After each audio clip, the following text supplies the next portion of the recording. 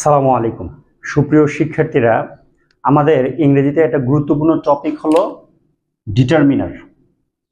আজকে আমরা এই বিষয়টা জানার চেষ্টা করব। তো ডিটারমিনার মূলত কি? ডিটারমিনার মূলত নাউনের সাথে সম্পর্কিত। নাউনের পূর্বে আমরা যে ছোট ছোট শব্দগুলো ব্যবহার করি এগুলোই হলো ডিটারমিনার।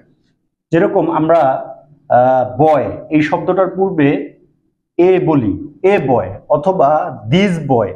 আবার যদি বয়েজ হইতো তাহলে আমরা ব্যবহার করতাম কি মেনি বয়েজ বা অল বয়েজ। তো এই যে মেনি, তারপরে এ, অথবা আমরা বলতে পারি ধরো পেন শব্দটা, পেনের পূর্বে যে বলি মাই পেন বা হিজ পেন বা হার পেন। তো এই যে শব্দগুলো আমরা ইউজ করি এগুলোই হলো ডিটারমিনার। এখন আমরা সাধারণত নাউনের পূর্বে অ্যাডজেক্টিভ ইউজ করি, তাহলে ডিটারমিনার গুলা অ্যাডজেক্টিভের কাজ করে। কারণ যেরকম আমরা বলি বয়, বয়ের পূর্বে আমরা বলি গুড বয়।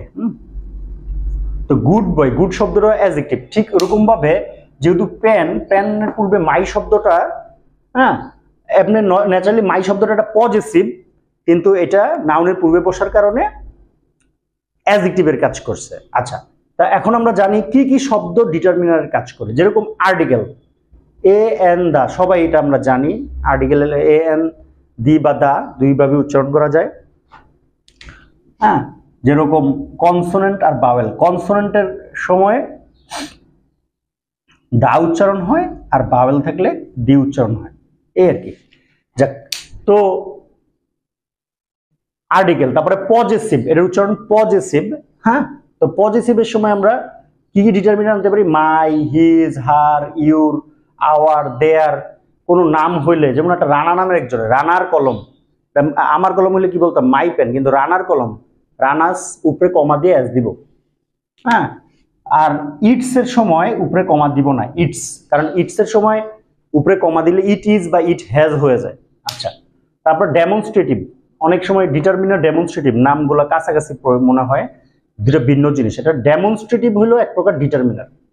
তো ডেমনস্ট্রেটিভ সাধারণত আমরা চারটা শব্দ জানি। দিস, দিসের বহুবচন হলো দিজ।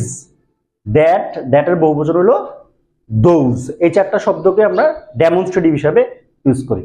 তারপরে আছে পরিমাণবাচক হিসাবে আমরা কোয়ান্টিফায়ার আনি। কোয়ান্টিফায়ার কোনগুলা? Many, much, a few, a little. তারপরে various, a lot of, a number of, all, some. এই শব্দগুলা আমরা কোয়ান্টিফায়ার হিসেবে ব্যবহার করে থাকি। তো মেনি, আমরা জানি মেনি আর মাছ কিন্তু অনেক অর্থে আসে। এ ফিউ, এ লিটল, এটাও অনেক অল্প অর্থে আসে। তবে মেনি হলো গণা যায়, যেগুলো গণা যায়, যেমন মেনি ফ্রেন্ডস। ঠিক বিপরীতভাবে অল্প, আমার কিছু সংখ্যক ফ্রেন্ডস আছে, এ ফিউ ফ্রেন্ডস। আর মাছ হলো যদি গণা যায় না, যেমন মাছ ওয়াটার, আর অল্প অর্থে এ লিটল ওয়াটার, এরকম আর কি। তারপর ফ্র্যাকশন, ফ্র্যাকচার, ভগ্নাংশ, যেটা ফ্র্যাকশন বোঝায়, যেরকম ভেঙে যাওয়া আর কি। যেমন হাফ, সিঙ্গেল, ডাবল। তারপর 3 ভাগের 1 ভাগ কি বলে? 1/3। 3 ভাগের 2 ভাগের কিন্তু 2/3 বলে, তখন একটা এস যুক্ত হবে। এস যুক্ত হবে। তারপরে মাল্টিপ্লায়ার, যেগুলো গুণ বোঝায়, যেমন একবার ওয়ান্স, দুইবার টোয়াইস। দুইবারে কিন্তু 2 টাইমসও বলা যায়, 2 Times. Thrice, 3 Times, 4 Times, 5 Times. এবার কিন্তু টাইমের সাথে এস যোগ হবে, টাইমস, মানে এটার অর্থ হলো বার। তারপর সাম ওয়ার্ড, তাছাড়া আরো কিছু শব্দ আছে যেগুলো আমরা আমাদের ডিটারমিনার হিসাবে ইউজ করতে পারি। যেরকম বোথ, উভয় অর্থে। যেমন both Rana and Runa will come, এরকম। তারপরে each, every, own, no, enough, either বা ইদার, নাইদার বা নিদার, দুইটাই সঠিক উচ্চারণ। 1 2, এরকম ভাবে যত হোক, 1 2 3 4।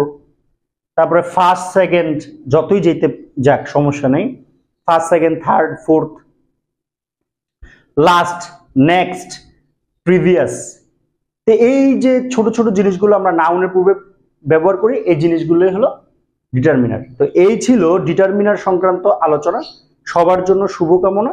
Thanks for watching.